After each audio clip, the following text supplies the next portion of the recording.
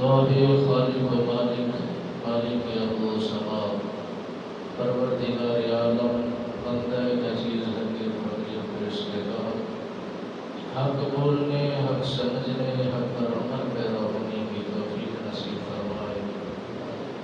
مالک بے نیاز کریم رب جب اپنے بندوں سے کام لیتا ہے پہلے ہدایت کا راستے پر چلاتا ہے۔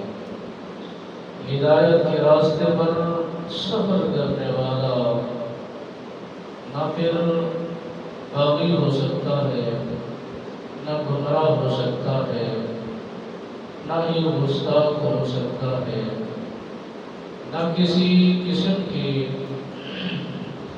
فتنے فسادات کے اندر اس کی شمولیت ہو سکتی ہے۔ وہ کریم رب جنت کی بشارتیں دیتا ہے، خوشخبریاں سنا رہا ہے، اور حکم ربی نبیوں کے ذریعے عوام الناس تک بھیج رہا ہے۔ اس میں کوئی تو کوئی اس طرح کی خاص بات ضرور ہے کہ رب اپنے بندوں سے کتنا پیار فرماتا ہے اور ان کا کتنا لحاظ کرتا ہے، نعمتوں کی برسات کس انداز میں دی جا رہا ہے۔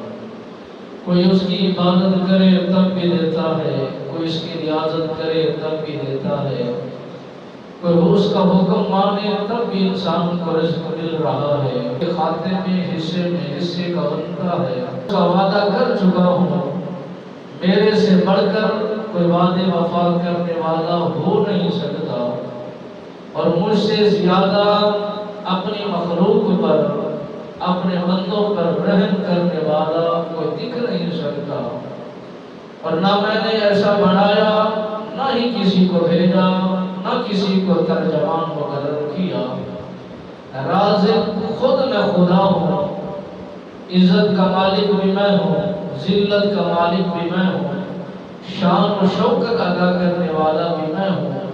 اتنا ضرور اللہ کے ساتھ تعلق مضبوط ہوگا، منصب مقام رتبہ شان اتنا ہی بلند ہوتی چلی جائے گی۔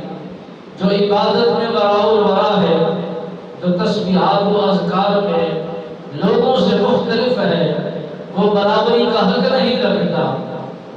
جو سخاوت میں اعلیٰ ہے، وہ بخیلوں کے مقابلے میں اور ان جیسی طبیعت و عادت میں وہ یکسو برابر نہیں ہو سکتا۔ جس طرح کی نکھار ہے، طبیعت ہے، عادت ہے، مزاج ہے، طریقہ کلام ہے،